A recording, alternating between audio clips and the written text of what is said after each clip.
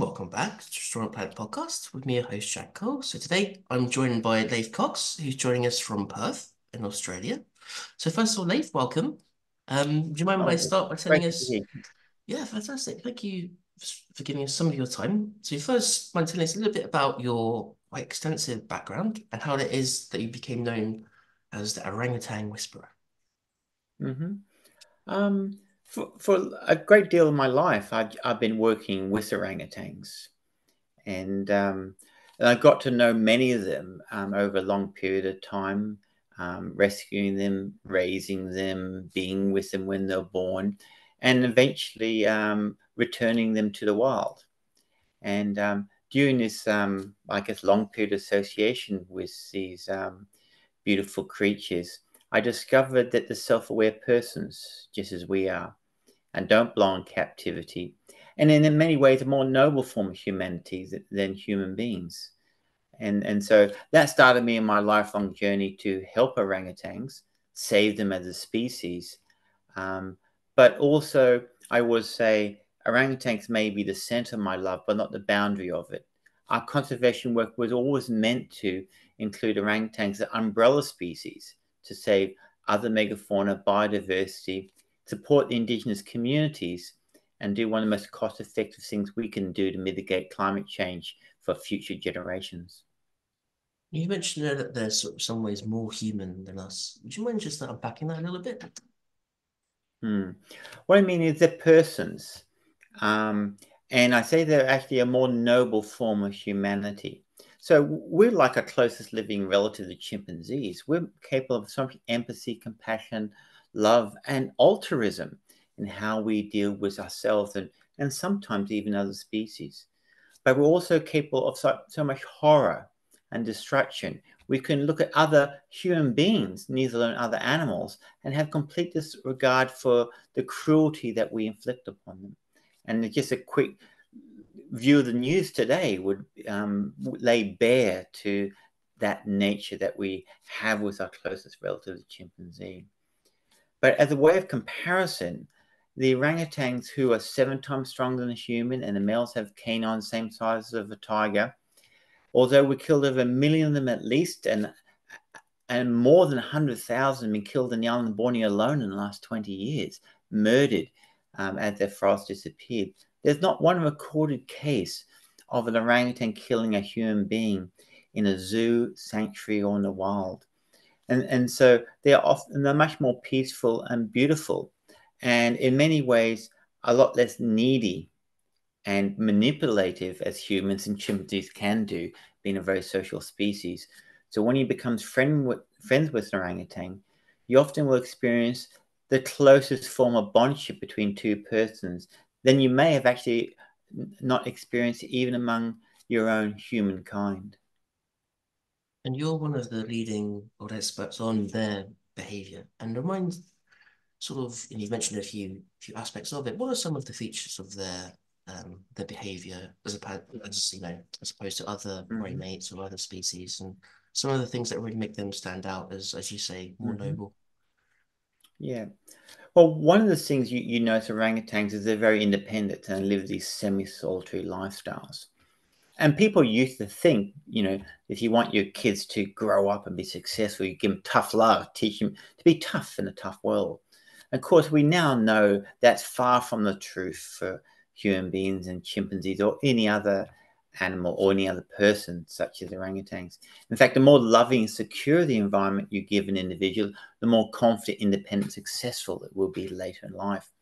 And orangutans, being the slowest reproducing species in the world, um, they give the most loving, caring upbringing for the offspring. So they become very mentally self-assured and independent, yeah, and become, yeah, extremely beautiful individuals as they grow up because that love that's given that their strength and independence in later life. But just to give you some concept of what's happening here, um, orangutans, like humans and elephants, as another example, predominantly don't adapt to an environment anymore through natural selection alone, but by culture. So instead of being born with hardwired brains with very little learning, and you have lots of offspring over your lifetime, you get born with vacant brains and have a long maternal training periods of education. So you're not adapting to the environment through your genes so much now. You're adapting to the environment through the culture, which is passed down from generation to generation. And so, and this is something that intelligent persons can do, such as orangutans, humans. Now, the problem with this fantastic way of adapting to the environment, it really works well when you don't have a natural predator.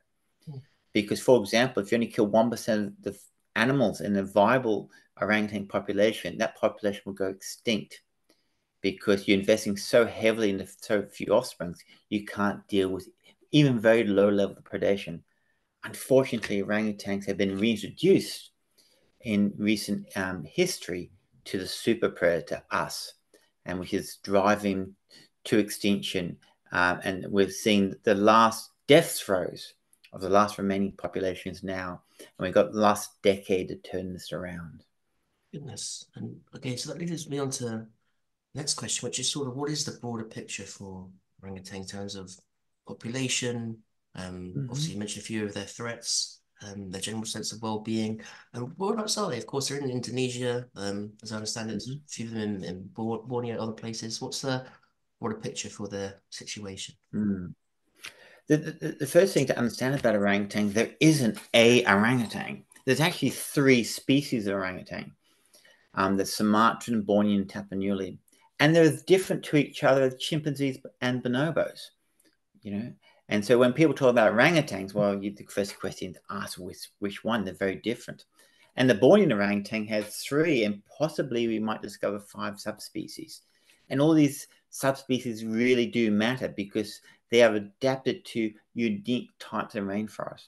So the conservation cannot be just of generic orangutan. We have to preserve the genetic groups which allow them to be successful in their rainforest. All of these species and subspecies are critically endangered, which is the highest level of IUCN, International Union for Nature Conservation's category. It's a one before extinction. And so, so they've slowly been driven to extinction over long periods associated with humans. But in the last 20 years, the major problem, which has been on top of the hunting which has occurred since human interaction, is this whole scale destruction of their rainforest home for unsustainable monocultures such as palm oil, pulp paper, and rubber, as just 3 examples. And this basically relegates the orangutan to a starving agricultural pest, which is slaughtered in the most horrific ways that we can imagine, machete to death, burnt alive, etc. And so there's not only this destruction of the rainforest, which is supporting our entire globe and the economic future of Indonesia and the indigenous and local communities. It's about the destruction of critically endangered species. But because, and I'm happy to convince you as much as I can in this talk, that they're self-aware persons, just as we do. And their horrific being driven to extinction in this most horrific way is a humanitarian issue as much as anything else. So it isn't just a case of which is just as bad as anything, like the human development, as you mentioned, the palm oil and stuff. There seems to be an actual genuine violent animus against orangutans. Have I got that right? Is that for bushmeat? What is that? Where does that Mm. come from? Well, a starving orangutan don't like to die. So, and so what they do is they will try to eat the young palm oil and destroy them, or go into a village and eat their fruit. So, as we would do if we're starving to death and trying to raise our baby and see the baby's dying, what would we do to survive? And so then they simply just become a agricultural pest to be slaughtered, yeah, and destroyed, and often eaten. Yeah, as you know, as just a byproduct. And of course, the other byproduct is baby orangutans are considered to have some intrinsic value. And so even though the mother may be slaughtered and eaten, maybe 1 in 6 baby orangutans survive to go on to the illegal pet trade. Yes, okay. I didn't know that. Okay, so it's a dire situation, of course. Now, what can be done to turn things around? And when I say that, Mm. is it as much a kind of, as you've mentioned, that you've been talking about deeper connection with, their being noble species and our humanity. Is it sort of what are our solutions? Do you think it's more of like a deeper kind of spiritual disconnection we have, or do you think it's just a simple economic one? You know, population X and these organizations want palm oil, therefore let's legislate Mm, against these corporations. What do you mm. think are some of the primary Well, solutions? I mean, our ultimate survival as a species develops is predicated by our ability to spiritually evolve and recognize that shared sense of beingness in others, which is love. Love is that recognition of a shared sense of beingness and consciousness within us. And this affects us in all sorts of ways. For example, 20 to 30% of climate change is caused from the destruction of eating animals, and all the pests and all the problems that causes with methane, pollution, destroying fisheries, using antibiotics to kill us. The fact that we, don't consider people in other countries as worthwhile, the exploitation of other people in other countries always comes back to bite us. So, not recognizing that we're all in it together and we're all interconnected, makes us worse. For some time, we've been able to survive on this planet by ignoring the pain and suffering of others, insulating ourselves. But the chickens are coming home to roost. So, without some sort of relative spiritual evolution of understanding of the connectedness of humanity to each other, nature, and wildlife, we're not going to survive. However, do we have time to do that? Because that's a cultural shift. And cultural shifts, although can often mean you can adapt faster than natural selection alone, it's still too slow for the time period we're talking about. And the great example is the inability of culture to adapt quickly is how indigenous communities become dysfunctional once they've taken over by a more dominant culture. The environment changes and the culture becomes dysfunctional because they can't adapt that culture quick enough to respond to a very quick changing environment. And in a global sense, with things like climate change and the environmental disaster that we're facing now, it's a very short period for people to evolve and change in response to that. So our goal is to do our bit to leave a recoverable planet for future generations. Now, what we're doing is saving 8 ecosystems of the right type, shape, and size of rainforest so the rainforest can survive. Just saving bits of rainforest and any old rainforest is not going to work because rainforest needs a certain type, shape, and size to survive because it creates its own rainfall, humidity, reduced temperature, and there's edge effects where you can lose about 80% of your biodiversity 1 kilometer from the edge of rainforest. So you have intelligent applied to save whole functioning ecosystems so that the ecosystem won't collapse on itself. For example, many scientists are now believing the Amazon is starting to collapse on itself. It can no longer sustain the Amazon rainforest and eventually into a savanna. So we're designing ecosystems of the right type, shape, and size so they're environmentally sustainable. And then they can hold sustainable populations of orangutans and the biodiversity within for those species to survive. And in addition to that, the indigenous communities have lost their rainforest home because of 2 reasons. One, the uneducated and the poor. In other words, they don't have any power. So we're educating and making indigenous communities affluent through agricultural systems under the rainforest canopy. So we're not going to only leave these ecosystems as environmentally sustainable, but economically sustainable. I'm not talking about glorified poverty. I'm talking about really we actually send our students to university. We get free education, midwives, health. I'm talking about an affluent sustainability. And this will protect as arcs of biodiversity for everything from the people to the orangutans and provide the resource for the rewilding of the planet, which we know we have to do to restabilize the planet into a planet that will support humanity as well. You mentioned a few moments ago that, of course, in the modern era, people are very isolated away from the suffering of others, and others, of course, in this case, including species such as orangutans. What are some things you think ordinary people could be doing to perhaps reestablish that connection, um, in a direction towards clearly the quite spiritual, it's quite, we can say revelation, but Mhm. regain that kind of sense of, you're part of this planet, we're all part Hmm. of the same systems and things. What could some perhaps, sorry, my original question, what are perhaps some ordinary things that people could do to reestablish Yeah. this connection? Unfortunately, you asked me a question which is worthy of a 12 years of education, Okay, full-time education. right. But I'll try to answer it in a way that you might find unique and shocking. I would say your first duty in your life is to be cheerful. Now, why I say this is because if you're happy inside, right, you spread that happiness naturally. But if you're unhappy and miserable and pain, you will spread that and you can't help it. People in pain and miserable spread pain and suffering. It's not their fault. That's just how pain works. But if you have joy and love within you, you naturally express it. Your only role then is to intelligently express it in a way that's useful for the world. And there's wonderful mirroring.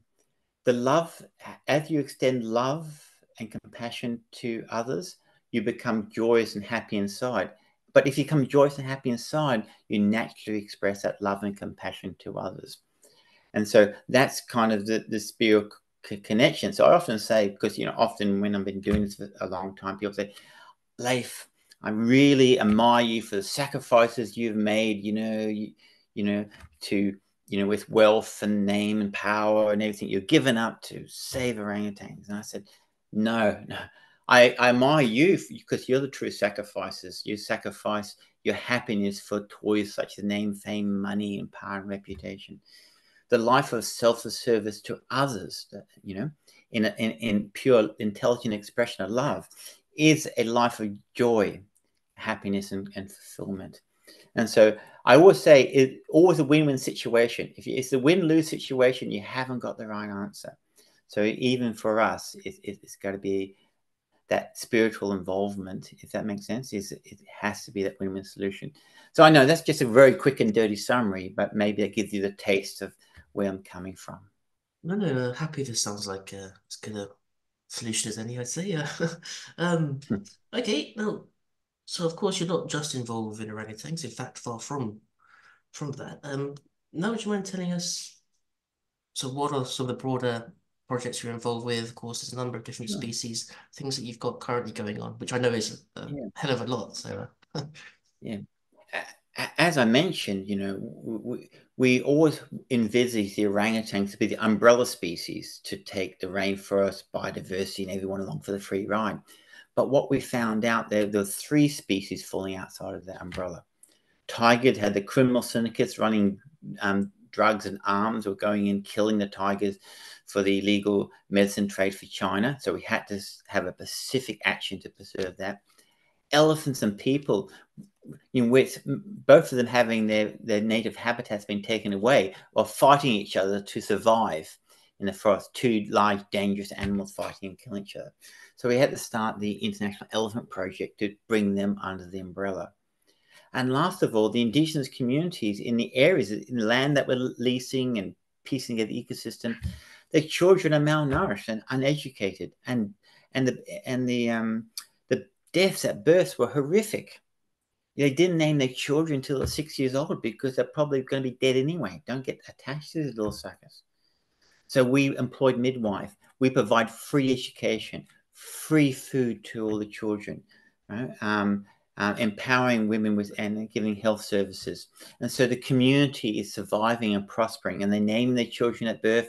We even got two of the children all the way to university, free scholarships. As far as they want, we will support them in that. And it works both ways. It helps support the ecosystem because they are engaged in now and saying, well, our future is connected with these ecosystems surviving. And educated women have low birth deaths at birth, have less babies, And those babies get educated, they might become doctors, lawyers, and accountants outside and take the pressure off. So your population reduces, the people get more affluent, it takes the pressure off the environment. So often, because when I first started doing this, people say, oh, why are you looking after people? Because they just breed like crazy and destroy the environment. Wrong solution. Love is always the answer. If we love and support people, right, we know populations go down, the pressure goes off the environment, and we get a better win for everybody. So we brought everybody under those umbrellas with those specific actions, because what we believe is you can't leave one piece of the jigsaw puzzle out. Right? It will collapse in itself. If we're going to achieve meaningful outcomes both globally but within its ecosystem, our love and compassion must touch every living being. And that is true sustainability and endurance, and hopefully the legacy that we will leave to future generations. And Leif, first of all, how do you feel things are trending? So this is again a very broad question, so I apologize. But in your work and various fields, how do you feel things are trending 5 to 10 years from now? And Mm-hmm. what optimism do you also carry with you? Because despite Yeah. sort of difficult circumstances, you're clearly quite a driven, passionate, and as you've mentioned, happy. And I can see that happy man. Mm-hmm. So what do you feel Yeah. could be up for us? Well, yeah. No, we have challenges, and I call conservation is a marathon with hurdles, with a professional boxer punching you in the face every 100 meters. This is why I'm not a peddler, or I don't peddle hope, because hope comes with this consort despair.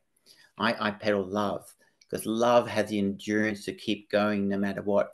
A mother, doesn't make sense. A mother's who loves her off baby, it will, doesn't matter good, bad, it will stick with it.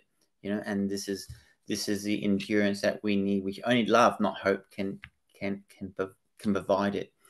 The other aspect to it, we live in the most important decade in human history. We're not going to leave a better planet than we've found to future generations. This is the most affluent generation that ever lived on the planet. The only question is next most important decade in human history, both globally and for the orangutans, is we're going to leave a recoverable planet for humanity, and we're going to leave sustainable ecosystems and orangutan populations. So we have the privilege and obligation of living this most important time in the whole of human history. And so no time to rest, unfortunately, to achieve the aim. Now, are things going badly? Yes, obviously. The world is becoming, when we need, is more chaotic. The rainforest is still destroying.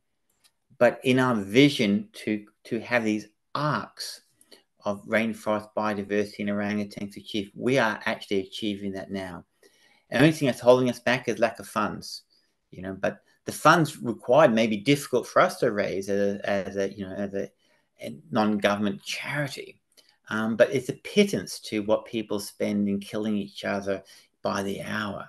We can save entire ecosystems and species. So it's certainly achievable.